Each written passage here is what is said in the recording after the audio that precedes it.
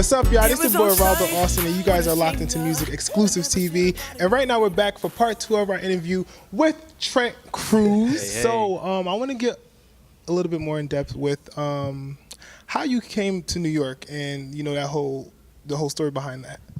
Well, I came to New York City in the MySpace days. Oh Lord, Isn't that crazy?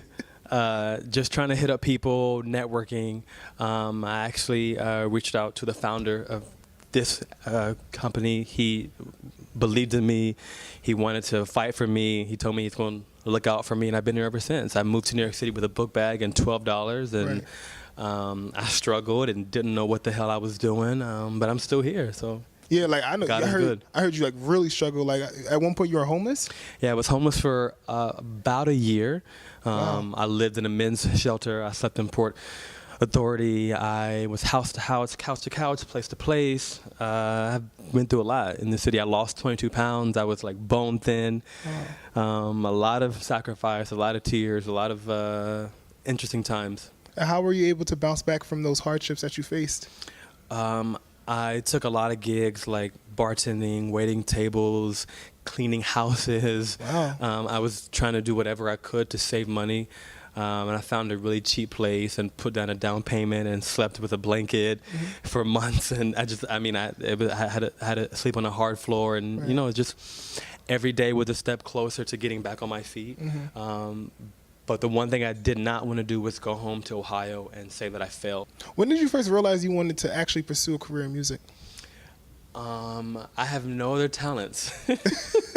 I mean, you can't dance, you can't I have no other my parents were pastors. I was born and raised in the church. Okay, praise God. So I always sing. My mother said, if you don't sing, you don't eat. So we always sang. And I just loved being in front of people and sharing my gift and being able to perform. And even in school, even with my speech impediment, even when I was a child and I could barely talk, I could always sing. I was always the class clown because I knew I couldn't speak well. But if I could get up in class and sing and dance and shake my little butt, I knew I could entertain people and I could get the words out by singing. So you had a record deal when you came out here? I've had a few deals on the table, some that fell through, some that the paperwork was signed and fell through, some that didn't make it to the paperwork, management deals, publishing deals, tour deals, sponsorship deals.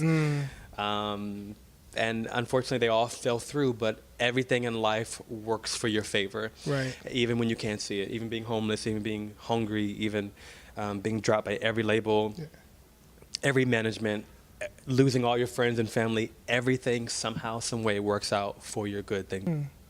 So you did mention that a lot of people are in the industry and they like play like they're straight, but they're not straight. Have you ever come across somebody like that, or a lot of people like that? Got hit on? I think there is a lot of that in every industry.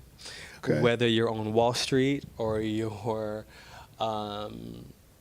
trying to pursue music entertainment, there's a lot of that behind the scenes where people are not what they seem to be, and people try to hit on you and talk to you and whatever, and that happens. There has definitely been times where an A&R has said, well, we can't sign you because you're gay, and then weeks later has tried to take me on a date. So, but that happens. But I also understand and am mature enough to know that it's not personal. Right. Like I said prior, in the first half of the interview, this is a business and we are a brand. Right. And I think being a gay artist is scary territory, and it's new, even though we feel that it's not new, it's not scary, it's not anything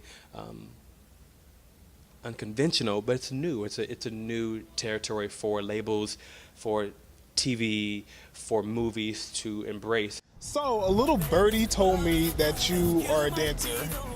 You ain't a birdie. Lying. Yeah. A Tweety bird. Tweety bird. Are you a dancer or have you been dancing? Running Man. I could barely do that. Hey. No, let me. Don't embarrass me out here. Don't embarrass me out here. No, not in public. No, not in public. Yeah, man, I love dancing. Like dancing, performing, entertaining, it's all kind of the same. Okay. You know, I wish I could dance like Chris, or wish I could dance like, you know, whatever. But, you know, I do what I can, a little bit of this, a little bit of that, nothing crazy. I definitely can't wait to hear what you got in store on the album. Thank you so much, I appreciate it. You're welcome. Are you do any collaborations or anything? On this album, no collabs, just me and the pen. I think I'm writing more on this album than any other one, because nobody was trying to fuck with me, but that's okay. Oh. You know, you do what you gotta do to get things done. They're gonna hear this and be like, darn, damn, what just going on? They missed out. That's their loss, not mine. So I'm just writing more, and it's just really honest and raw and real. So a lot of curse words, a lot of profanity, a lot of sex, a lot of just real emotions. It's probably my most honest and real album ever. All right, So awesome. for now, we'll see. I know they're gonna enjoy it. It's gonna be dope. I hope so. What you do to me, our love was meant to be. You were made for me.